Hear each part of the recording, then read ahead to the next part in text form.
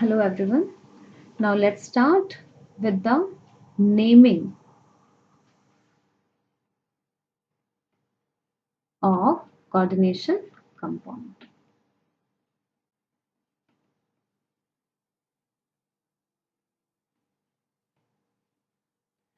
Okay, it is also having some set of rules that we are going to follow that will helpful in writing the name of the coordination compounds.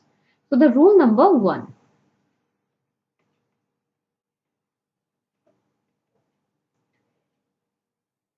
Cation is named first in both positively and negatively charged coordination entities.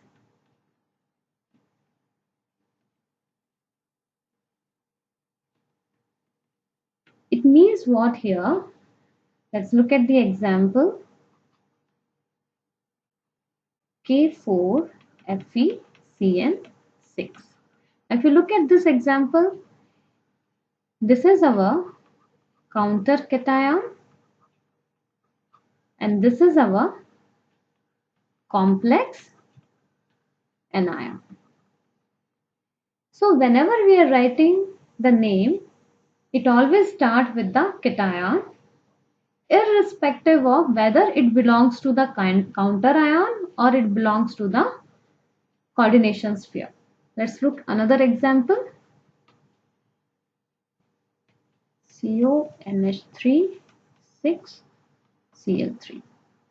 Now if you look at here also, so this coordination sphere here it behave as a cation, so it is a complex cation, and this chloride behave as a counter anion. Okay, now the next rule. Rule number 2. Ligands should be named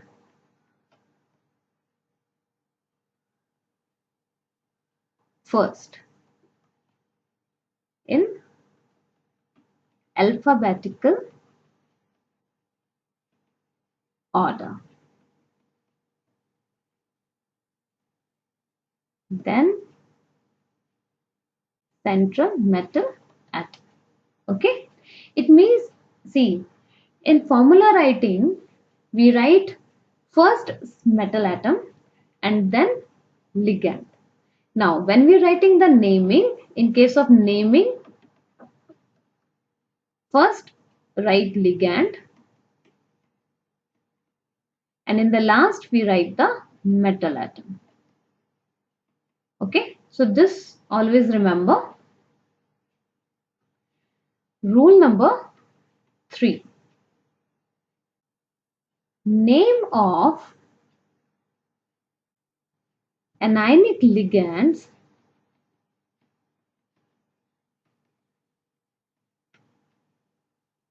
ends in O. This dash, this is not negative, it is dash. Let's look at an example. See, Cn minus, we call it as cyanide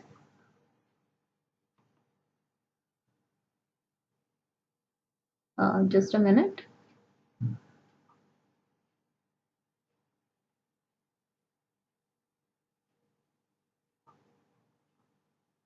Ion. Okay.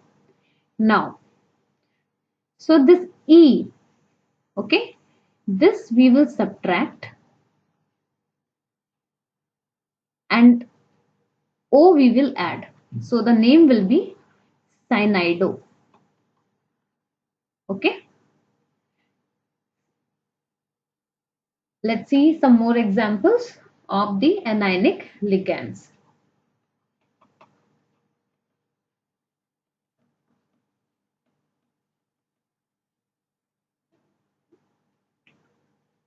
Cl minus, we call it as chlorido.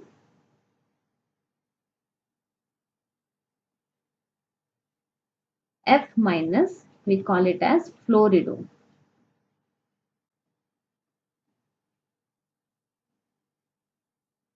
Br minus as bromido. I minus as iodido.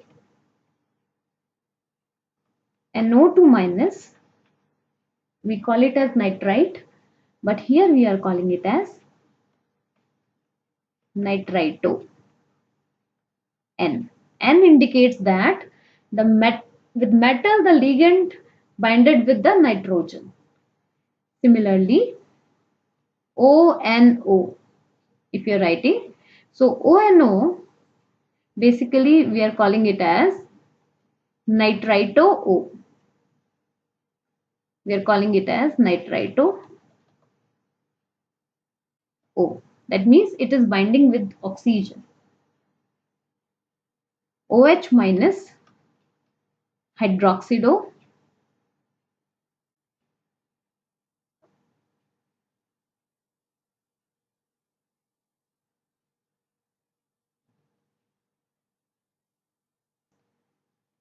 O2 minus, we are calling it as oxo.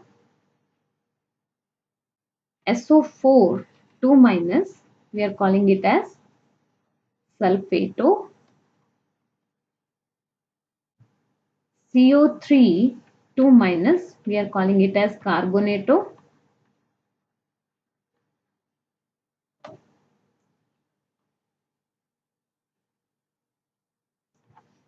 SCN minus, we are calling it as thiocyanato, and NCS minus, we are calling it as isothiocyanato.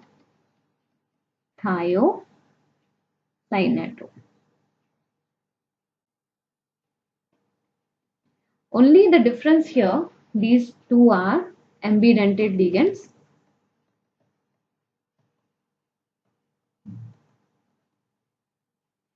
In thiocyanato, the binding occurs from sulfur, and in isothiocyanato, the binding with the metal atom, it occurs with nitrogen. Now, the neutral ligands,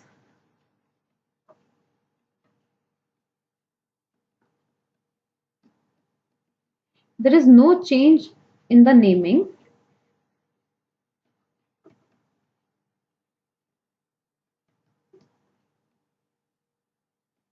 Except a few. There are some examples which are different, we are calling it like H2O, usually we call it water, but here we are calling it as aqua. CO, we are calling usually carbon monoxide, but here we are calling it as carbonyl. NH3, we call it as ammonia, but here we are calling it as amine. With double M, we are writing here double M. So whenever we are using amine for NH3, we have to write double M. For other amines, we only write single M, but here we have to write for NH3 double M. Okay, in amine. NO for nitrosyl.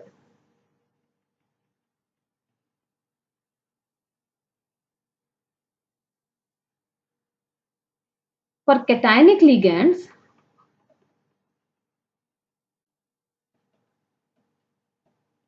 we use suffix EM. Let's look at some example.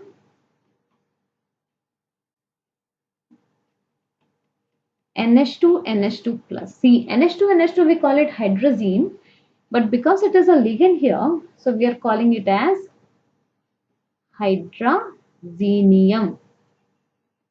E got replaced with suffix IUM. Similarly, NO plus we are calling it as nitrosonium, and NO2 plus nitronium.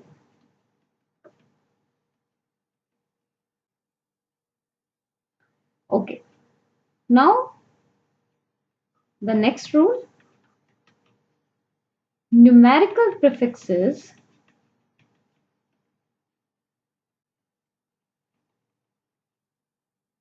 to indicate number of ligands. So we use numerical prefixes. Already discussed in formula writing in detail.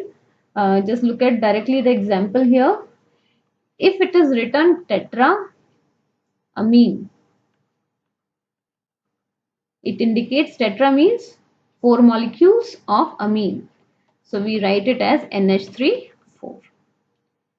Okay. Another example, like if it is written En2, so how to write this? Because it is a polydentate ligand. So this ligand basically belongs to the class polydentate.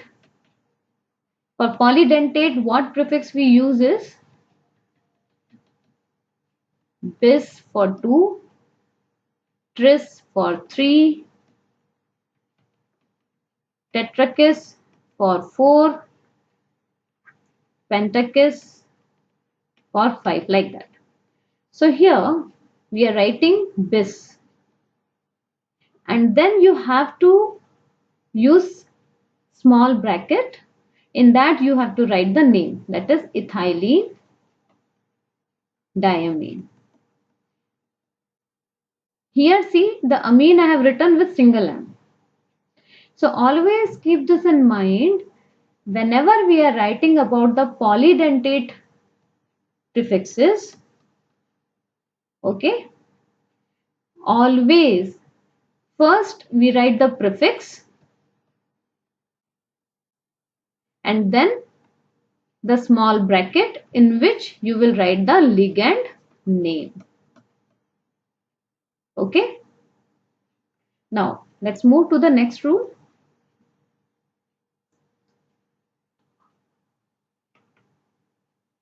Oxidation of metal in ionic or non-ionic coordination sphere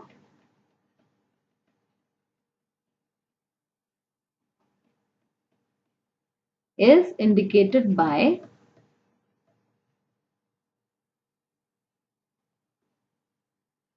Roman numbers.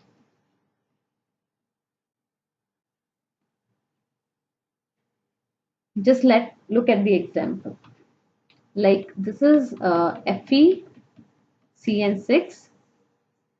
4 minus. Now, similar to the rules that we have studied in 11th standard under the chapter redox reactions, the rules are same here. Just the difference is here we have to only calculate the oxidation number of the metal.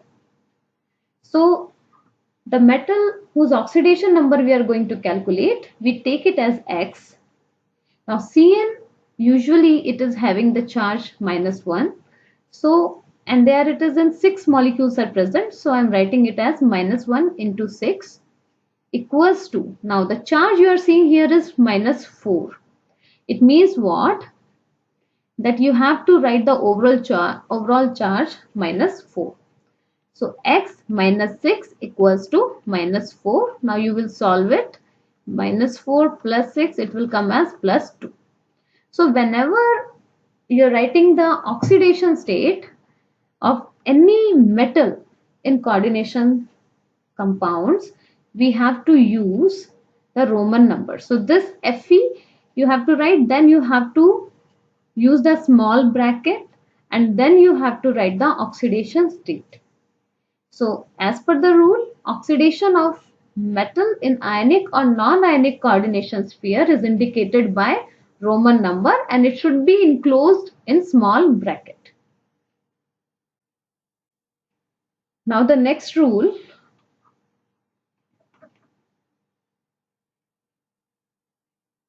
See, here we are talking about the coordination sphere. So when the coordination sphere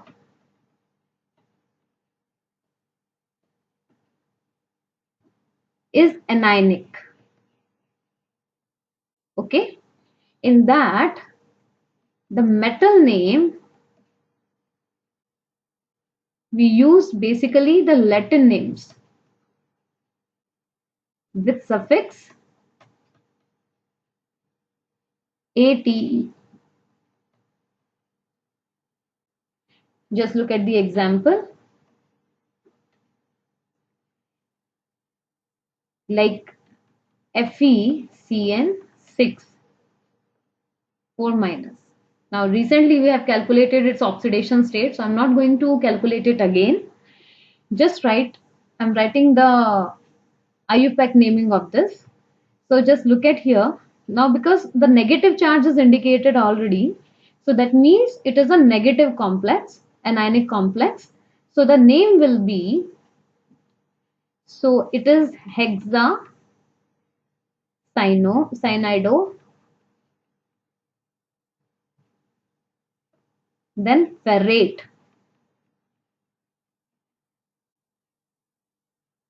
and this is the oxidation number. I've enclosed it. Whenever you're writing, you have to write the ligand plus metal as one word.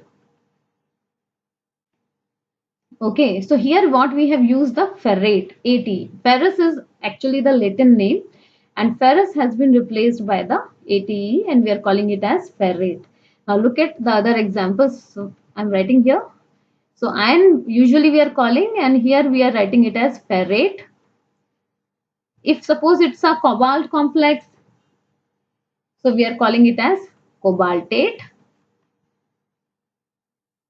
If it is the silver one, we are calling it as argentate, because Argentine is the that Latin name. Platinum, we are calling it as platinate. Copper, Latin name is cuprous, so we are calling it as cuprate. Doesn't matter whether it is cuprous or cupric, +2 or +1. It is always you have to use that OUS or IC, you have to remove it with the ATE. Similarly, in case of iron, it is ferric and ferrous, both are there. So IC or OUS, you have to replace it with ATE. Okay. Thank you.